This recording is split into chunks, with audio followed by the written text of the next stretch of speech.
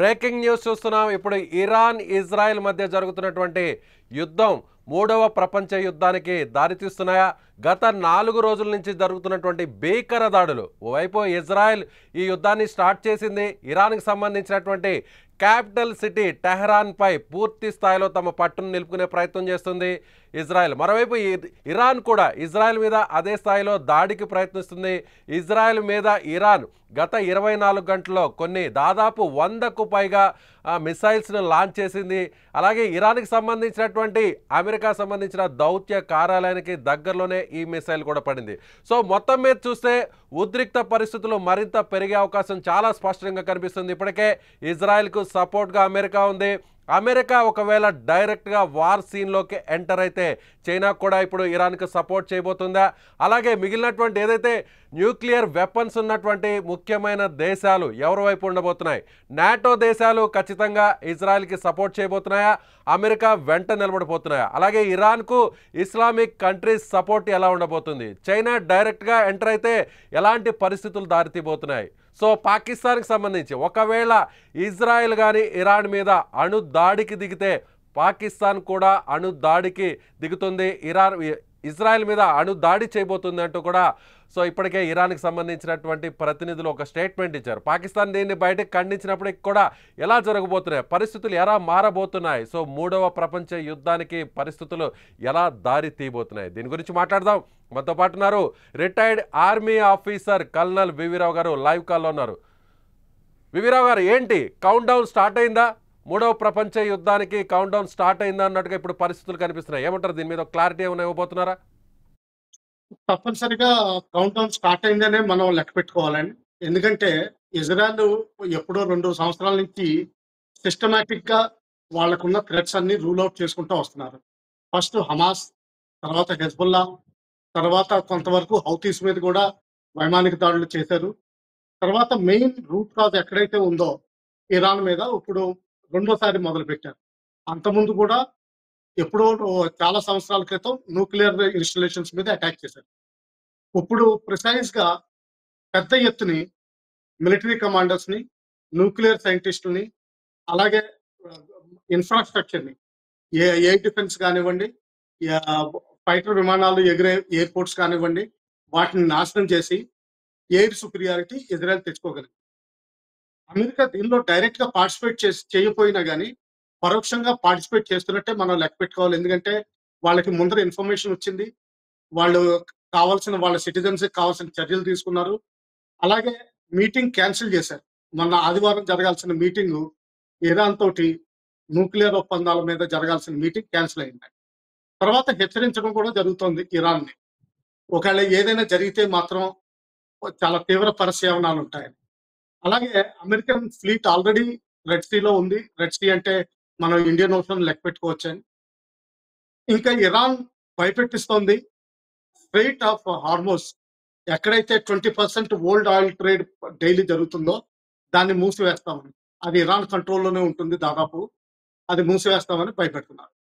ఆ విధంగా Iran, Israel మధ్యన ముందర జరిగే ప్రస్తుతం యుద్ధం కేవలం మిసైల్స్ దాడి, యూఏవీస్ దాడి ఇంతే కాదు.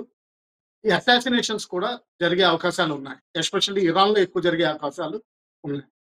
వీటి వల్ల అమెరికా కూడా ఇన్వాల్వ్ అయ్యే అవకాశం ఉంది. ఎందుకంటే ఆల్రెడీ ఇరాన్ హెచ్చరించింది. ఇదంతా ఇరాన్, అమెరికా పార్టిసిపేషన్ ఉన్నట్టే లెక్క పెడుతున్నాం. దీనికి కూడా తీవ్రమైన పర్యవసానాలు ఉంటాయని. ఇప్పుడు మిగతా దేశాలు చూస్తారా? యూకే 100% అమెరికా వెనకాల ఉంది. ఆల్రెడీ వాళ్ళ షిప్స్ కదలడం మెడిటరేనియన్ సీలో ఉన్నాయి. ఇంకా ఫ్రాన్స్ అంటారా? ఇది తటస్థ వైఖరి పాటించవచ్చు కొంచెం వరకు.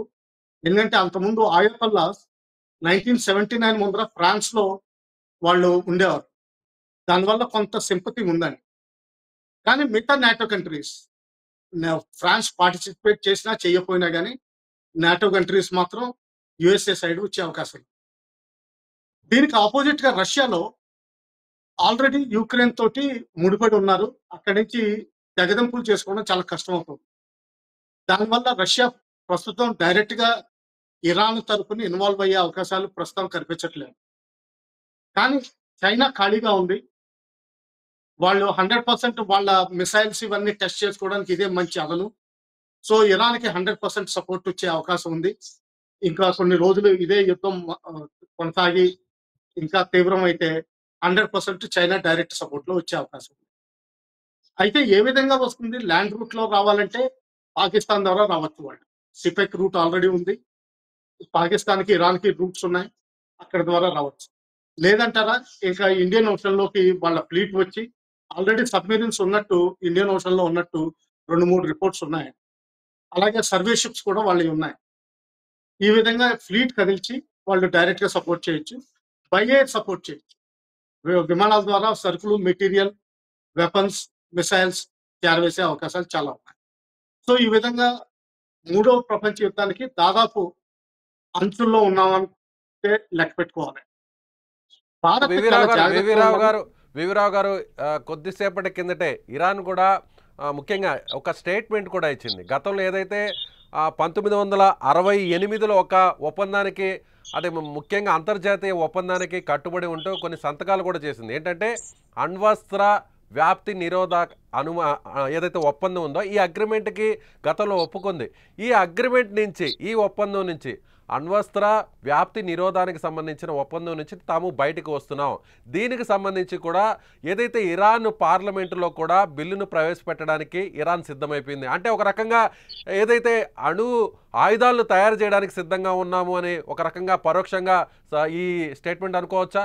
సో దేనికైనా కూడా తెగబడడానికి సిద్ధంగా ఉన్నామని చెప్పుకోవచ్చా? మరోవైపు పాకిస్తాన్ కూడా మాకు సపోర్ట్ చేస్తుంది. ఒకవేళ ఇజ్రాయెల్ కానీ న్యూక్లియర్ దాడి చేస్తే, అణు దాడి చేస్తే తమ మీద, పాకిస్తాన్ ఖచ్చితంగా ఇజ్రాయెల్ మీద అణు దాడి చేయడానికి సిద్ధంగా ఉందంటూ కూడా ఇరాన్ ఒక స్టేట్మెంట్ ఇచ్చింది. అంటే ఇప్పుడు మీరు చెప్తున్నట్టుగా చైనా పాకిస్తాన్ ద్వారా ఇరాన్కి సపోర్ట్ చేసేటువంటి అవకాశం ఉందంటారా?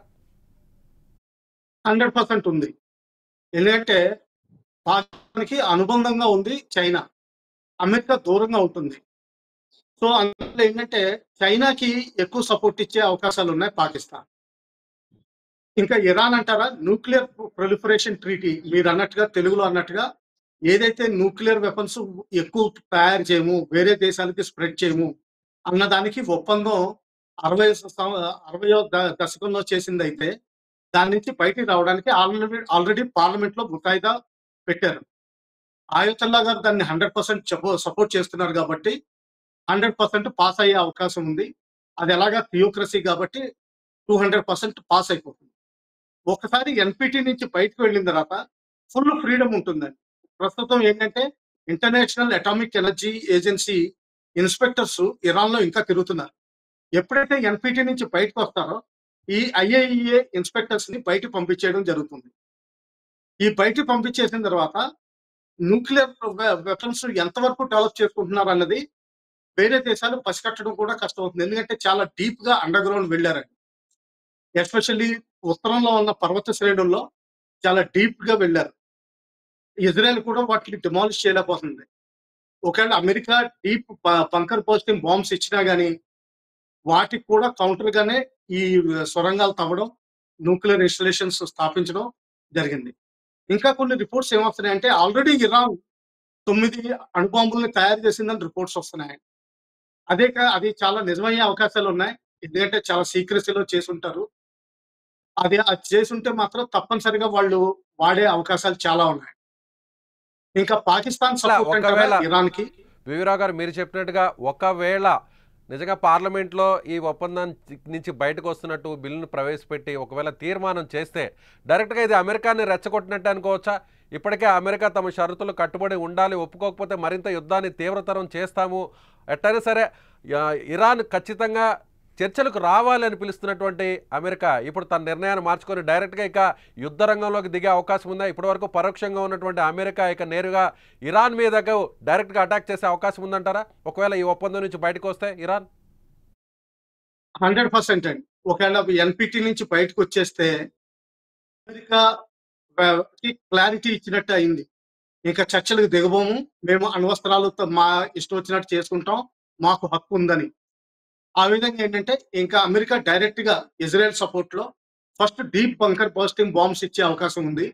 అలాగే ఎఫ్-35 ఇంటెలిజెన్స్ షేరింగ్ ఇటువంటి విమానాల support, UAV support, reaper supports ఇవి కూడా ఇచ్చే అవకాశం ఉంది. దీనివల్ల ఏమవుతుందంటే ఇరాన్ హార్మోస్ ఏదైతే అది దారి ఉందో దాన్ని మూసివేయడం జరుగుతుంది. అది మూసివేయంగానే అమెరికన్ ఫ్లీట్ అక్కడ ఉన్నది రియాక్ట్ అవుతుంది.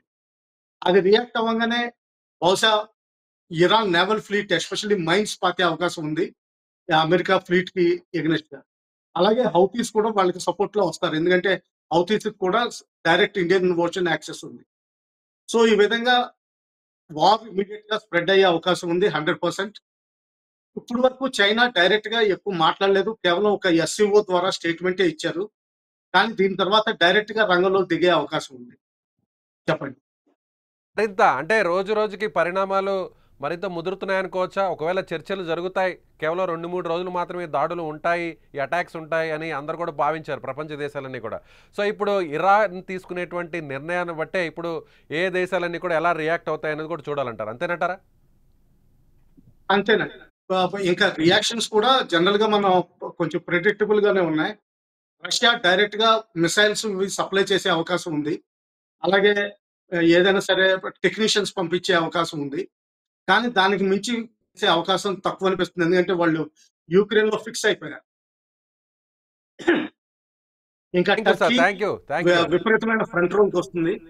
ఫ్రాన్స్ కొంచెం తటస్థంగా ఉండే అవకాశం ఉంది. మిగతా నాటో కంట్రీస్ అన్ని అమెరికా వైపు తిరిగే అవకాశాలు ఎక్కువ ఉన్నాయని. యూకే 100% డిప్లాయ్మెంట్ చేస్తుంది. ఇంకా చైనా అంటారా 100% ఇరాన్ సైడ్ వస్తుంది. ఇప్పుడు ఇటు పాకిస్తాన్ చూస్తే అటు అమెరికా వెళ్ళాలా, ఇటు అమెరికా సైడ్ వెళ్ళాలా, ఇటు చైనా సైడ్ వెళ్ళాలా అని కొంచెం ఆలోచిస్తుంది. కానీ నేను అనుకోవడం బహుశా చైనా సైడ్ తిరిగే అవకాశాలు ఎక్కువ ఉన్నాయి. ఎందుకంటే సరిహద్దు ప్రాంతాల్లో ఉంది. తర్వాత సీపెక్ రోడ్డు వాళ్ళకి కన్వీనియంట్ గా ఉంది. ఈ విధంగా చూస్తే మాత్రం తర్వాత వాళ్ళకి క్యాష్ చాలా కావాల్సిన అవసరం ఉంది. అది ఇరాన్ ఇవ్వగలిగే పరిస్థితుల్లో ఉంది.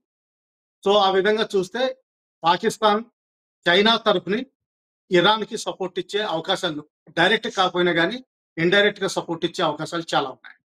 చెప్పండి. Right sir, right. Thank you V V Rao గారు. సో ఇది కల్నల్ నమస్కారం. వివిరావు గారు చెప్తున్నట్టుగా రిటైర్డ్ ఆర్మీ ఆఫీసర్. ప్రస్తుతం కనిపిస్తున్నటువంటి పరిణామాలు, ప్రస్తుతం కనిపిస్తున్నటువంటి సిచ్యువేషన్స్ అండ్ మూమెంట్స్ చూస్తే ఖచ్చితంగా 3వ ప్రపంచ యుద్ధానికి దారి తీసే పరిస్థితులు చాలా స్పష్టంగా కనిపిస్తున్నాయి. రోజు రోజుకి యుద్ధం తీవ్రత పెరుగుతుంది. ఇప్పటికే డైరెక్ట్గా అమెరికా రంగంలోకి దిగేటువంటి అవకాశం ఉన్నట్టుగా కనిపిస్తుంది. ముఖ్యంగా ఇరాన్ చేసినటువంటి ఒక ప్రకటన ఏదైతే అణ్వస్త్ర వ్యాప్తికి సంబంధించిన నిరోధానికి సంబంధించినటువంటి ఒప్పందం నుంచి తాము బయటకు వస్తున్నాం, తమ పార్లమెంట్లో ఇప్పటికే దీనిని బిల్లు కూడా ప్రవేశపెట్టబోతున్నాం, ఒకవేళ బిల్లు కానీ తీర్మానం పొందితే మాత్రం బిల్లు నుంచి బయటికి, ఒకవేళ ఈ ఒప్పందం నుంచి బయటకు వస్తే బిల్లు కానీ యథాతథంగా ప్రవేశపెట్టి దీనికి ఓకే చెప్తే మాత్రం ఖచ్చితంగా దీన్ని సీరియస్గా తీసుకుంటుంది అమెరికా. డైరెక్ట్గా ఇక యుద్ధ రంగంలోకి దిగబోతుంది. ఒకవేళ అమెరికాతో పాటుగా మిగిలినటువంటి నాటో దేశాల సపోర్ట్ అంతా కూడా పూర్తిగా ఇజ్రాయెల్కి ఉంటే మాత్రం, ఒక్క ఫ్రాన్స్ తటస్థంగా ఉంటే మిగిలినటువంటి దేశాలన్నీ కూడా ఇజ్రాయెల్ వైపు నిలిస్తే ఖచ్చితంగా ఇరాన్కు చైనా సపోర్ట్ ఉండబోతుంది. అదేవిధంగా పాకిస్తాన్ ఎప్పుడు కూడా నక్కలాగా ఉండేటువంటి పాకిస్తాన్ అటు అమెరికా వైపు ఉంటుందా లేదంటే చైనా వైపు ఉంటుందా? ముఖ్యంగా ప్రస్తుతం ఉన్నటువంటి ఏదైతే ఆర్థిక అవసరాలను బట్టి ఇరాన్ అవసరాలు తీర్చే అవకాశం ఉంది కాబట్టి ఖచ్చితంగా డబ్బుకు అమ్ముడిపోయేటువంటి పాకిస్తాన్ ఇరాన్ వైపు ఉండే అవకాశం ఉంది. చైనా కూడా ఖచ్చితంగా ఇరాన్ వైపు దిగితే ఇక 3వ ప్రపంచ యుద్ధం ఖచ్చితంగా జరుగుతుందనేటువంటి పరిస్థితులు కనిపిస్తున్నాయని చాలా స్పష్టంగా చెప్తున్నారు రిటైర్డ్ ఆర్మీ ఆఫీసర్. మీరేమనుకుంటున్నారు? ప్రస్తుతం కనిపిస్తున్నటువంటి పరిస్థితులు ఎలా అనిపిస్తున్నాయి? కామెంట్ చేయండి. Thank you.